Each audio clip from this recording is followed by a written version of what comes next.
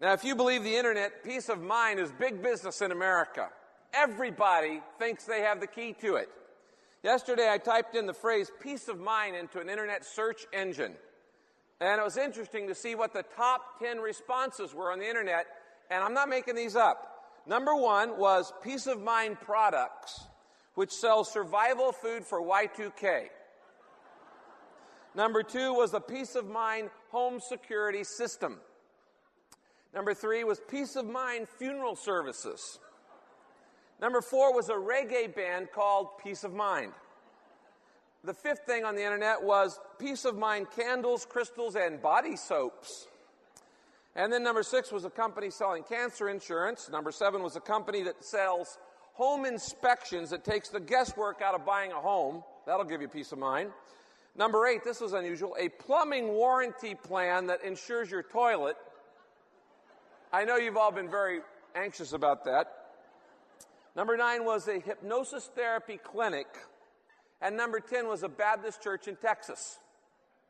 Everybody thinks they've got the key to peace of mind, or at least wants you to think so you'll buy their product. I saw an ad for a perfume the other day called Peace Perfume, and the title said, "Wear it to feel serenity." Now, folks, if we're all that easy, it'd be great. Just dab a little perfume on and you feel, you have peace of mind. Peace of mind is such an important concept in life that people will do almost anything to find it. They will travel to exotic places at great expense. They will sniff a brain-destroying drug up their nose. They will experiment with New Age rituals. They will try all kinds of things. But the truth is, very few people in this world are at peace with themselves. Would you agree with that? Most people carry a high degree of stress, of anxiety, of tension in their lives. As a pastor, I have noticed that there are three things that tend to rob our peace. You might write these down. Three things that steal the peace of mind that God intends for us to have. Number one is when circumstances are uncontrollable, we often lose our peace. Now, as you know, much of life is beyond your control. You get frustrated by, delayed flights and stuck in traffic, and there's nothing you can do about it. You just sit there. But even more than that, the most important things in life are often beyond your control. I've met with couples who wanted to have a baby, and it just wasn't happening. I've met with singles who wanted to get married, and it just wasn't happening. And lots of things just end up being out of your control. And when that happens, we get frustrated, and we lose our peace of mind. Number two, when people are unchangeable, we tend to lose our peace. People naturally resist change. Have you figured that out? And they resent it when you try to change them. In fact, have you ever tried to change anybody? Some of you maybe had a little personal improvement program for your husband or your wife or your children. And, they just don't cooperate. And you can't figure out, well, why aren't you, working on this? I mean, it's for your own good. And they resist it, and they resent you. The quickest way to lose your peace of mind is try to change somebody else, because most people are just not going to change. And so we get frustrated and lose our peace. The third thing is when problems are unexplainable. When problems are unexplainable. Now, we know that life is not fair. We know that not everybody has a happy ending. They don't all live happily ever after. And things don't always turn out right. What makes it more difficult is you're not always going to know why. And when you don't know why things don't happen in your life the way you intend for them to do, you tend to get frustrated. You tend to get anxious or nervous or stressed. And you lose your peace. Now, God has promised peace of mind because it's a fundamental need of your life.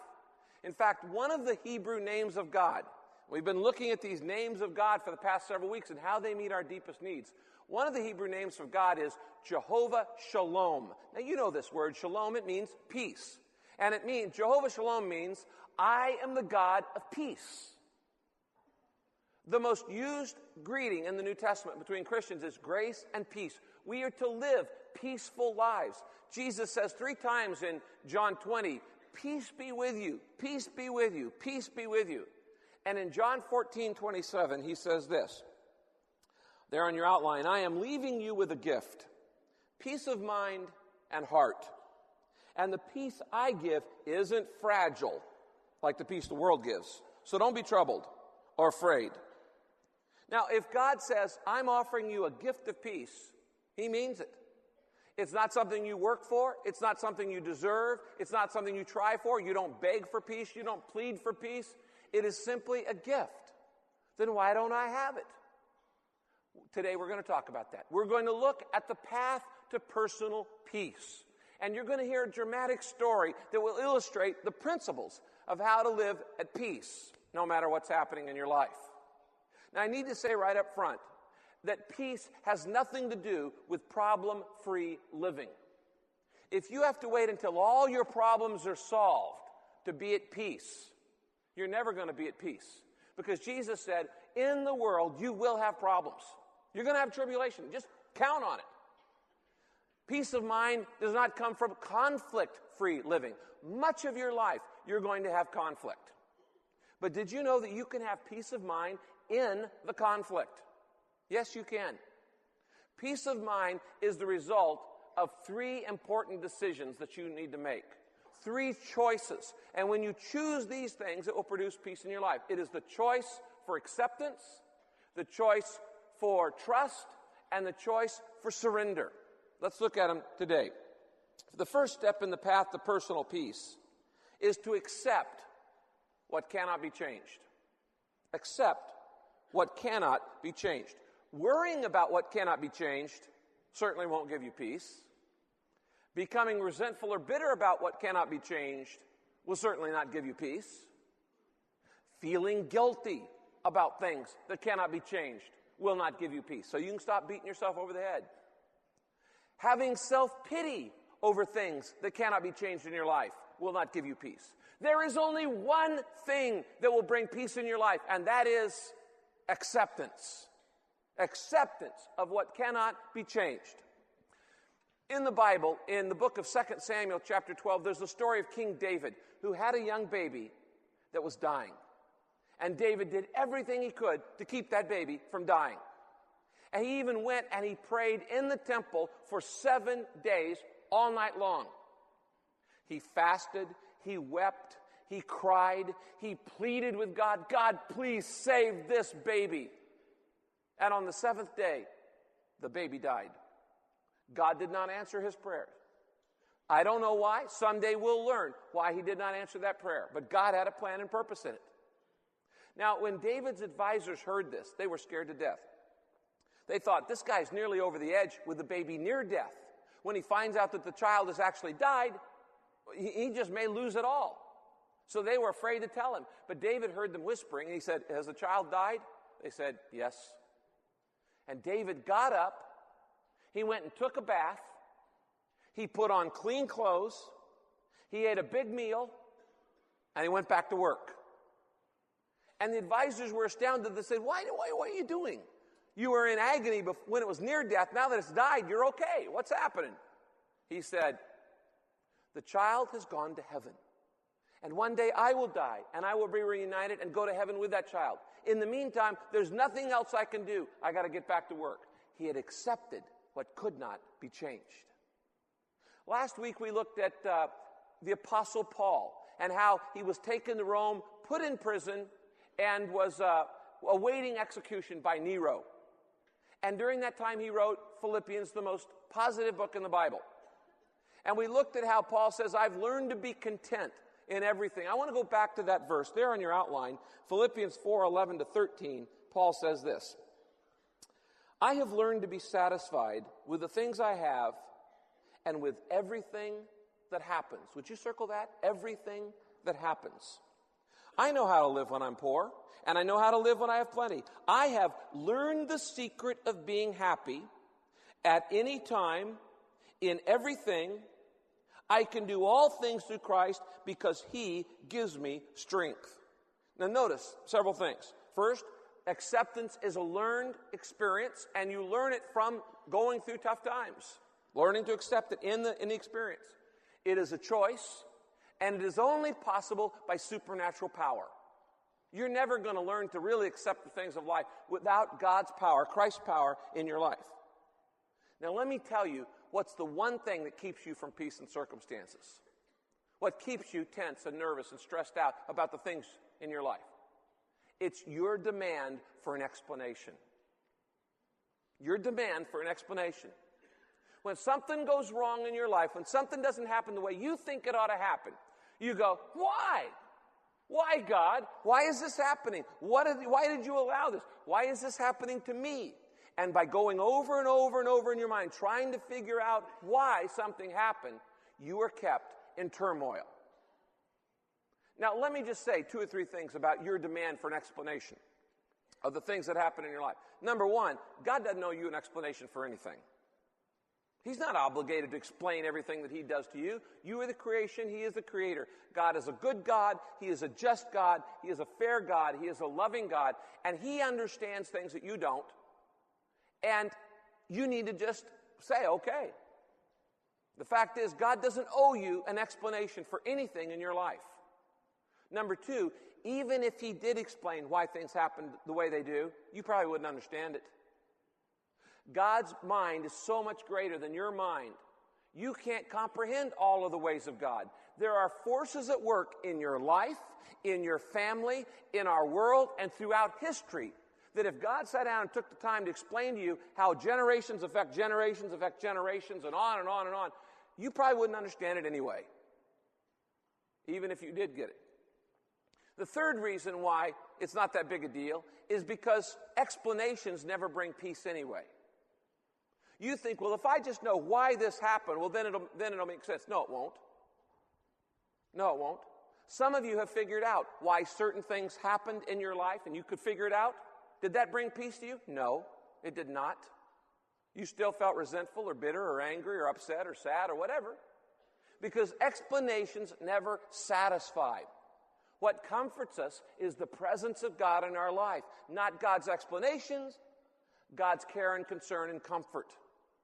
So stop looking for something that you really don't need. Now, the classic example of accepting things that cannot be changed is the story of Job. Now, you know this story. In the Old Testament, Job played in the Super Bowl of suffering. I mean, you know, this guy was the wealthiest man who ever lived. He was a very godly man, very dedicated, very devout to God. And one day, actually in a 48-hour period, he lost everything. First, all 10 of his kids were murdered. That's enough. Then he lost all of his wealth. His crops were destroyed. His flocks and herds were destroyed. He went bankrupt instantly. He lost everything he had overnight. And then if that weren't enough, he got a terrible, painful disease that left open sores on his body oozing and left him in pain 24 hours a day. Now, you think you had a rough day. That's pretty tough. The only thing he was left with was a wife who nagged him. And she comes to Job and says, "Hey, Job, why don't you just curse God and die?" Now, that's what I call emotional support. But the most difficult thing about Job's circumstance was this. There was no apparent explanation given. He had no reason why all these things had befallen him. There was no understanding, no hint, no God saying, now this is why I'm doing this, why I'm allowing this in your life. Looking back, we can see what was going on, because as we read the book of Job, we find out that there were forces at work, that God was allowing a test, that Satan was involved. There were all kinds of things going on that Job didn't understand. We can see that looking back. But he had no idea in the moment what was happening. It didn't make sense. And the most difficult part of it was this.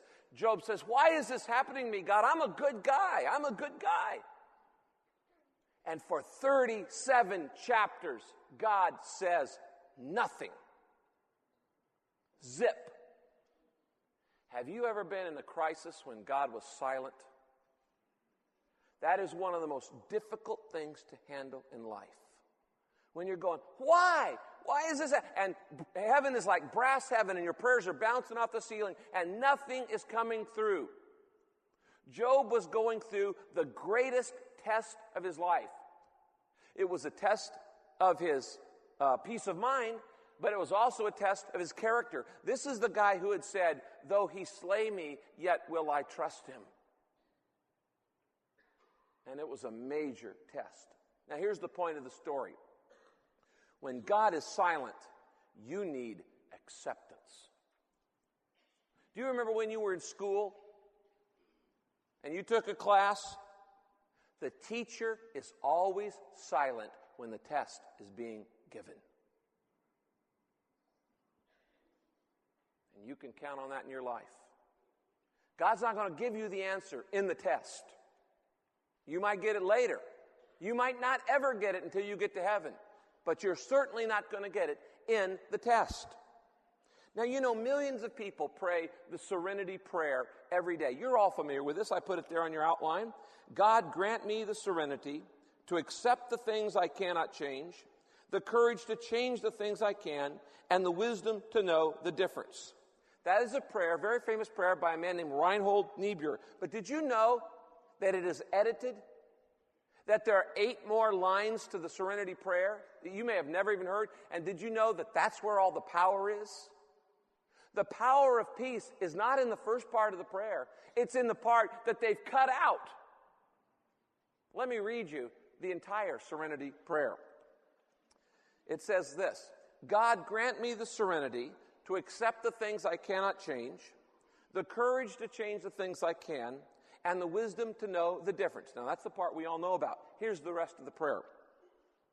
Living one day at a time, enjoying one moment at a time, accepting hardship, there's that word, accepting hardship as the pathway to peace, taking, as Jesus did, this sinful world as it is, not as I would have it, trusting that you, God, will make all things right if I surrender to your will, so that I may be reasonably happy in this life and supremely happy with you forever in the next. Amen. Makes a little bit difference, doesn't it? All of the power is in the second part of the prayer. It's through the acceptance, it's through the trust, it's through the surrender that you find the path to peace. So here's what you do. When you go through an experience you don't like, you do what you can, but then you accept what can't be changed. If you got a health problem, you got a handicap, you got a difficulty, you go to the best doctors you can find and you get work on it. But once you've hit the wall and nothing else can be done, you accept what cannot be changed. If you've got a problem with a child, you try to work with that child and you do the best you can and you get the best experience and advice, whatever you can. But once you've hit the wall and there's nothing more can be done, you accept what cannot be changed. If you are in a marriage that just isn't working out, you do the best you can in bringing some resolution. But you accept that person, whether they ever change or not. God says this is the starting point to peace, accepting what can't be changed. Now, the second choice in the path to peace is to trust. It is to trust in God's loving care. Trust in God's loving care. Read with me Isaiah 26, verse 3. You, Lord, give true peace to those who depend on you because they trust in you. God gives peace to those who trust in him because they depend on him. Now look at the next verse, Proverbs 3, 5, and 6. Trust in the Lord with all your heart, and don't lean on your own understanding. Don't try to figure it all out. In all your ways, acknowledge him, and he will direct your paths. Now, as I said earlier, you will never live a problem-free life. There is no such thing as a problem-free life, because it's always something. Isn't that true? Is it true? It's always something. And if it isn't one thing, it's another. Okay, you're familiar with this. You have a list of problems in your life. 1, 2, 3, 4. The moment you knock off your biggest problem, guess what? Number 2 gets promoted. And now you have another number 1 problem. You get that one knocked off, guess what? Number 3 moved up to 2, and it's now number 1. And the rest of your life, you're going to have one problem after another. There is a word for a series of problems. It's called L-I-F-E. It's life.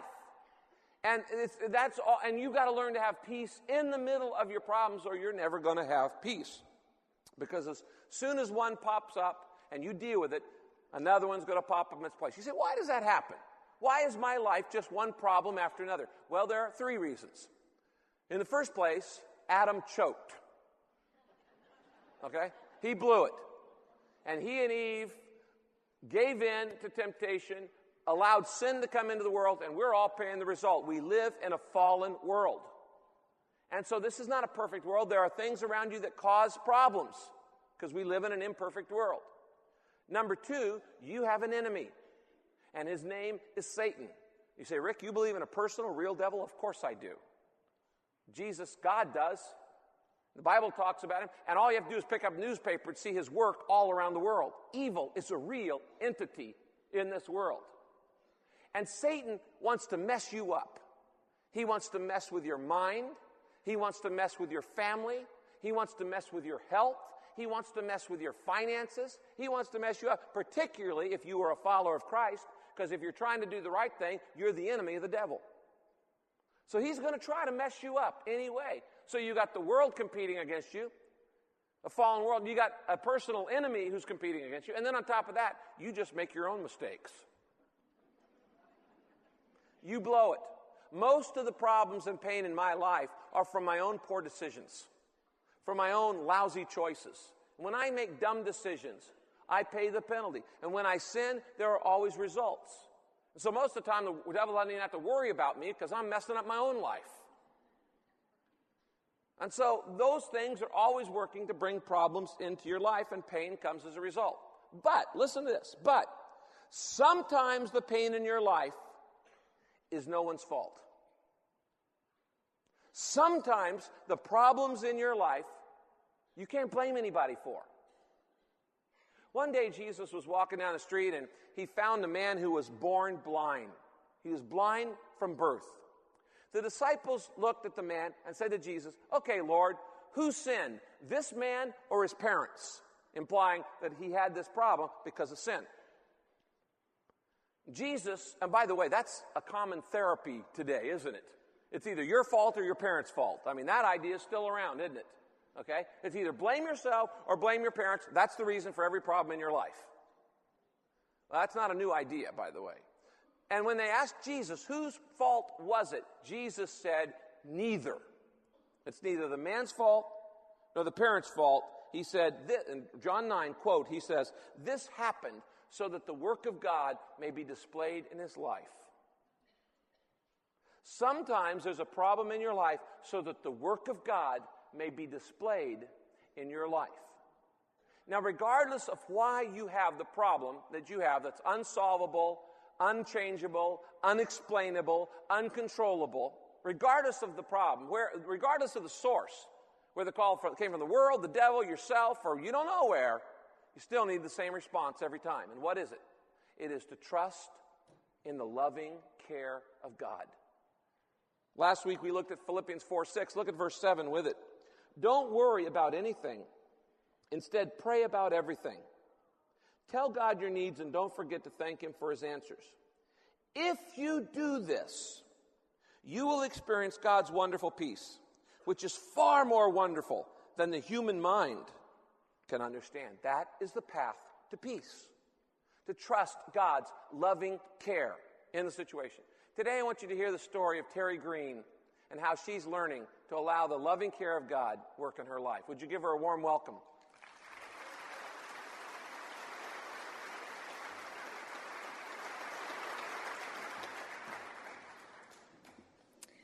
Hi, my name is Terry, and I'd like to share with you how God has been helping me learn to walk the path of peace when I face problems that don't seem to make sense and difficulties that I can't change. I grew up in a good moral home and pretty much had a wonderful time growing up. I had a blast in school. I was a gymnast and a song leader. At times I felt like I had it all. At the end of my senior year, I became a Christian and married Brad, a football star who was headed to USC on a full football scholarship. Life was good. After we got married, Brad wanted kids, and I didn't. But 4 years later, we discovered that I was pregnant, and I was so excited. Just being pregnant made my desire not to have children change. Kara was born 2 months premature. She was so beautiful, but when she was 10 days old, she went into congestive heart failure. She was taken by ambulance to Children's Hospital in San Diego, where they did emergency heart surgery. This was the beginning of a series of uncontrollable problems. After 2 more weeks in the neonatal intensive care unit, they began testing her for other things. The night before we took her home, the neonatologist told me that Kara's heart defects were so severe that she wouldn't live long, that she would eventually be deaf and blind, and that a brain scan showed that atrophy would make her be in a vegetative state. Summarizing all this bad news, he said quietly, "I highly suggest you institutionalize her." That was the end of my easy life. All peace of mind was completely wiped out. Getting all of that information in one sitting was overwhelming. I felt it couldn't be true, or that maybe God was doing a miracle here. I had been at the Ronald McDonald House during her stay when Brad had to go back home and go to work, so I was all by myself when I got that news, praying and crying. I thought if I had enough people praying for Kara, then she would be healed. So I called all of my friends all through the night, asking for prayer. I was filled with fear, and friends must have thought I was crazy waking them up. Poor Brad must have been thinking, "Oh, great, I get to pick up my baby tomorrow morning, and on the way home I'll have to drop my wife off at the nearest institution." The next morning, Kara wasn't healed. We brought home a very sick baby on heart monitors. In the months ahead, it was one difficult day after another. The burden was overwhelming. Finally, I hit my breaking point. I was so tired, I just wanted out of the situation. I thought, if heaven was such a great place, why can't I be there now? It took 3 days for me to make my master plan to take my life. I didn't tell anyone, for fear that they might start to try to talk me out of it. I figured the easiest way to be to start the car in a closed garage and just fall asleep. Then I thought, who would take care of Kara? So I decided the best thing would be if we both died. Then I thought further about Brad. It would be awful for him to find us dead. But there was no way that he would come willingly, so I figured I'd have to knock him out and drag him down with me. That was going to be a real problem because Brad was a 6'2" football player and I'm 4'11". Well, the final glitch was that I didn't have a garage. When I told Brad of my depth of despair and my crazy plans, he insisted that I see a Christian counselor. The counselor gently helped me realize that I'd been relying on my own strength to make it through those dark months, and that's why I was so depressed. Instead of trusting God and His loving care, I had been fighting God. It took months, but as I began to accept what could not be changed, and as I leaned on Jesus for strength, slowly the peace of God came back into my life. As time passed, all the doctors reassured us that none of Kara's problems were genetic, and they even encouraged us to have a sibling for her. So with great hope, we planned to have another child. When our second daughter, Taylor, was born, we were ecstatic. She was chubby and cute, but within a couple of days, we learned that Taylor had major medical problems too. My heart sank. Half of her small intestines had died in utero, and she needed 2 emergency surgeries in just 1 week. She had a colostomy, an ileostomy, a jejunostomy, a cecostomy, and a gastrostomy. After another 2 weeks passed, we were told that they would be taking Taylor off the life support and letting her die in my arms. She was dying of an infection as a result of the bowel surgeries. I was numb. We stood over Taylor's crib in the NICU unit with Brad's wonderful parents and the surgeon and some nurses and a chaplain, and we prayed, and I felt nothing, no anxiety, no thoughts of healing, just nothing. I felt empty inside. But at the end of our prayer, I asked that they would leave my baby on the life support for just a while longer. Somehow I hoped that she might be all right. Well, it took 5 surgeries and 6 months before Taylor would come home, but she did come home with an IV line and a stomach tube. Adding to all this stress were the financial pressures. The hospital bills for our 2 girls ran into the millions, and insurance did not pay for everything, so we were financially devastated. While Taylor was in the hospital, we only had 1 car, and Brad needed it to go back to work. I needed a ride to go to the hospital every day. Our friends were unbelievable. Every day, someone would call and offer their car for a day, a few days, or a week. Then one Sunday, our friends met us for brunch, and afterwards, one of the guys handed Brad a set of keys and motioned to a beautiful gray car with a huge pink bow on the top. They handed us the card that read, "Through your friends, love Jesus." 26 people had contributed to give us that car. God used our friends to show his love for us and gave us encouragement, and still does, to keep going. By this time, Brad and I had given up on the having babies concept.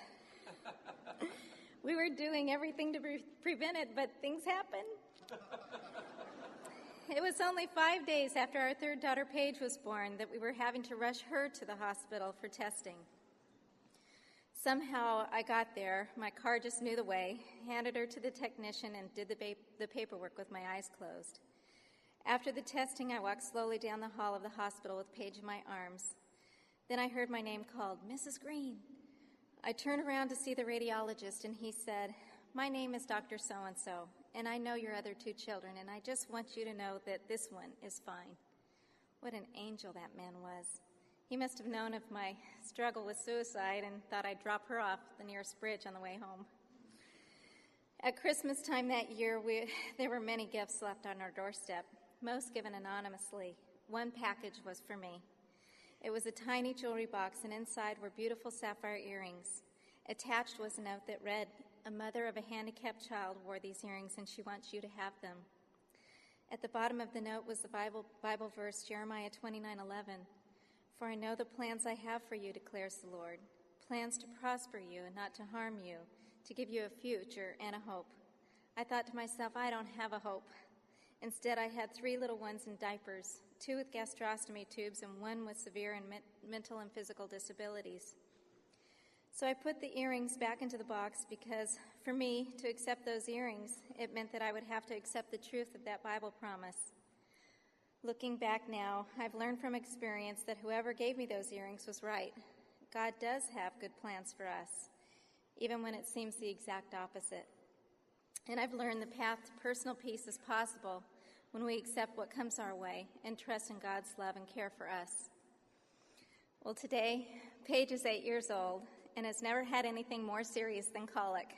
That's the worst, colic.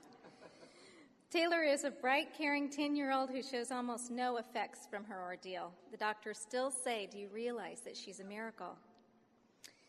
Our Kara still needs special attention. She uses a wheelchair, and she's nonverbal. She isn't deaf, and she isn't blind, and she's far from being in a vegetative state. In fact, she's the most patient and kind little teenager, and she's almost 15 years old and going through a big change in life. Why did God allow Kara and Taylor to suffer so much? I don't know. I wonder now if I even want or even care about getting an explanation for why things happen. That's not as important to me as it once seemed. What is more important is accepting what cannot be changed and trusting that God loves us and allowing God to handle the things that I can't control. That is where the peace that comes from, not from explanations. Life can still be very difficult for our family. But for me, peace has come from finally accepting verses like Romans 8:28, and that they do apply to even me. It states that all things work together for the good for those that love God and are called according to his purpose. This morning I'm wearing those earrings, and I've had the opportunity to discover that God does have a plan and a future and a hope for even me. As Pastor Rick often says, God never wastes a hurt. So during the past 6 years, I've tried to use my experiences to help others by being a part of starting Saddleback's Children's Disabilities Ministry. If you're facing the unique challenges involving a child with disabilities as a parent, or you're in despair about an ongoing problem that seems to have no solution, there are others here to help you. You're not alone. I have good news for you. No matter where you are going, whatever you're going through, you can experience God's peace, God's hope, and God's love if you'll only turn it all over to Jesus Christ. Thank you.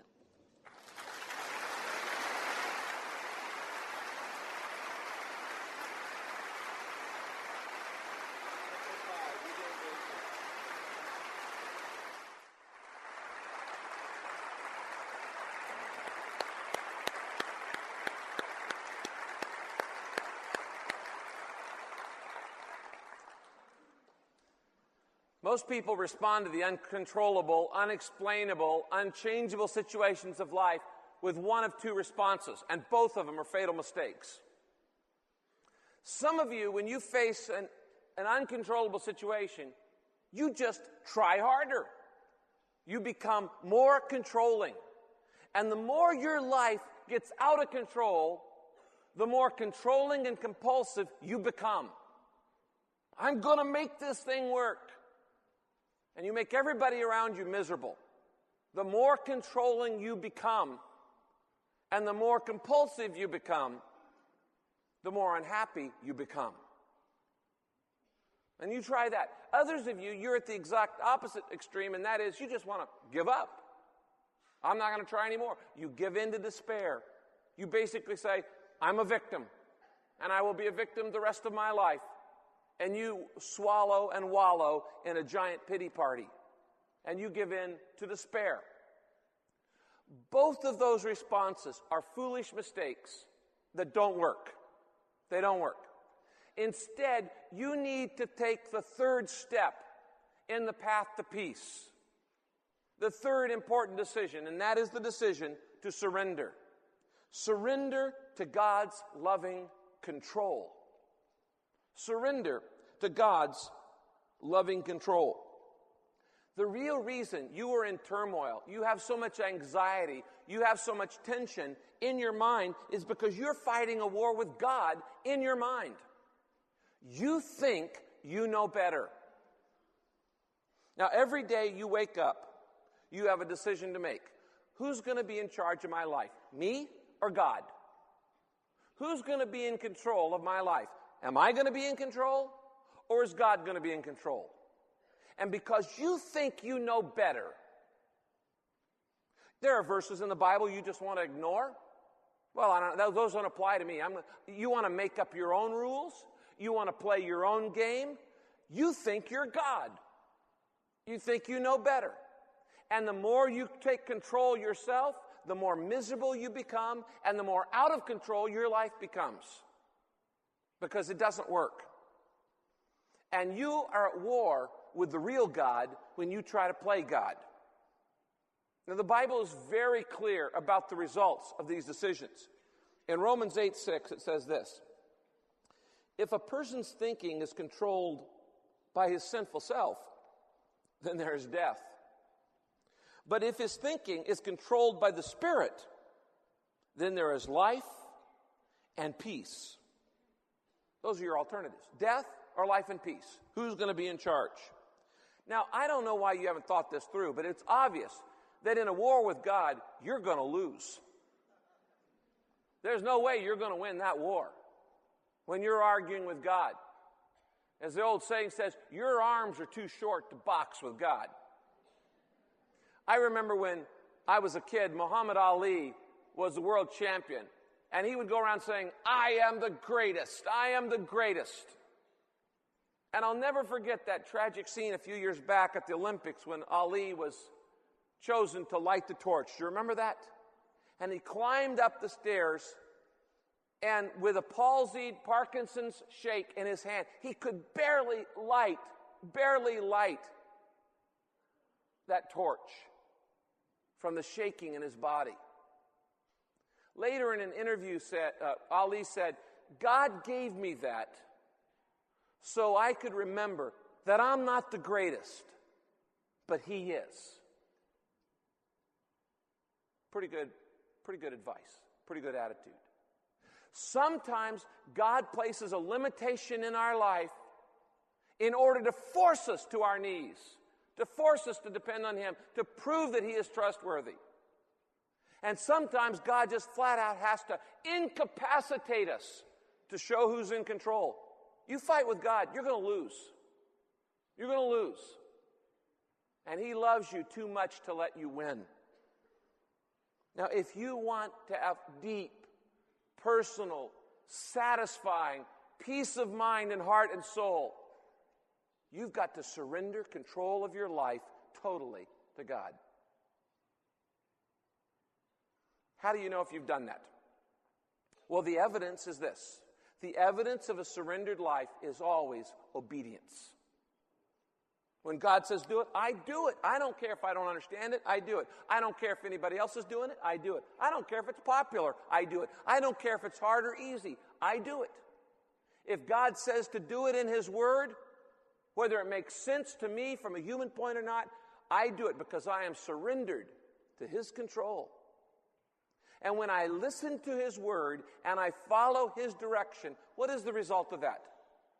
It is always the same: peace. Look at the next verse. Those who love your teachings will find true peace, and nothing will defeat them.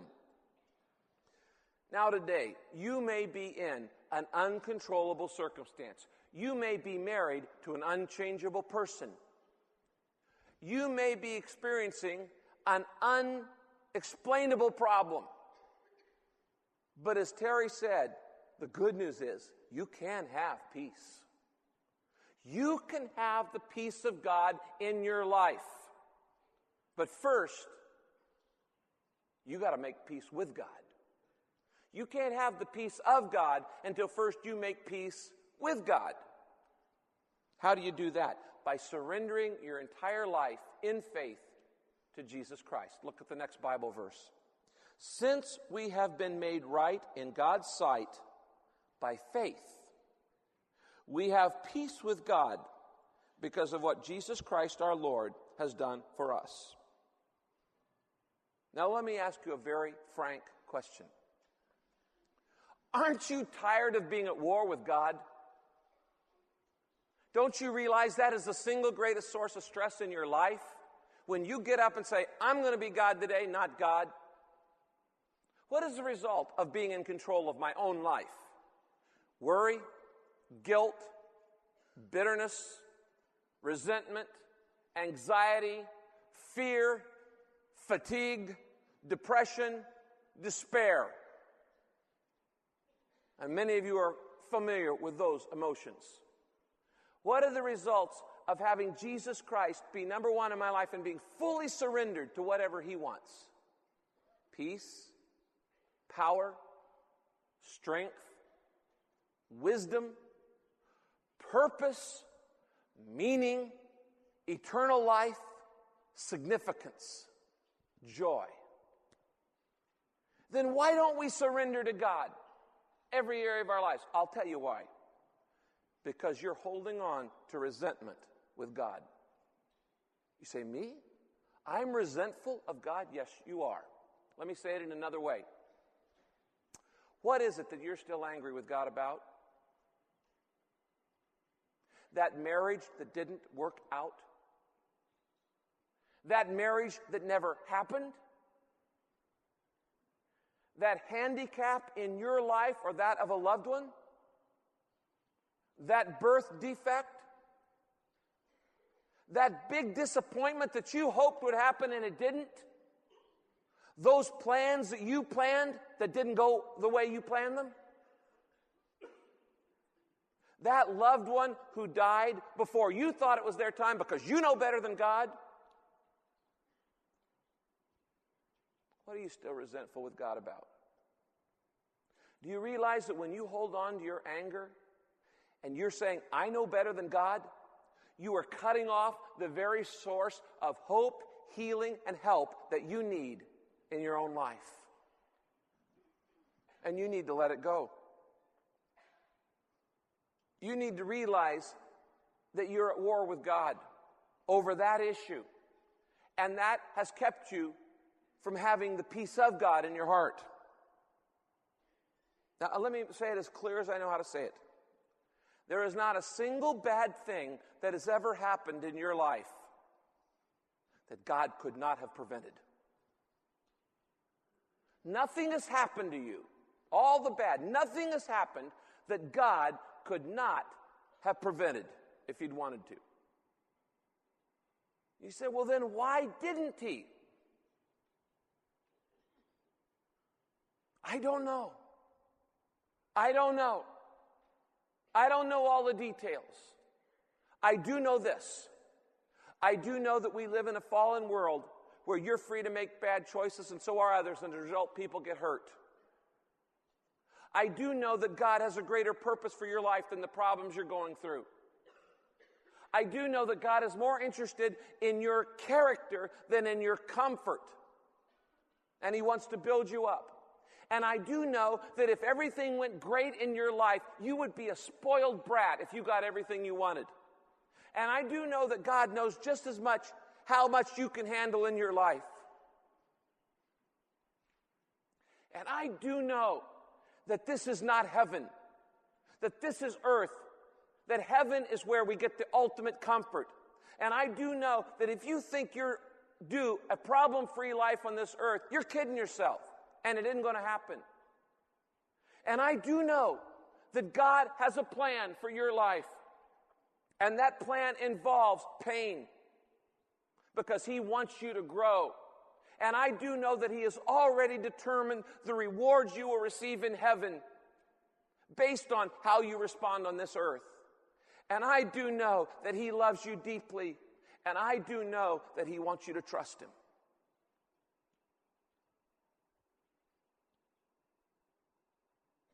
And I do know that there is only one way to peace, through acceptance, trust, and surrender. Let's bow our heads.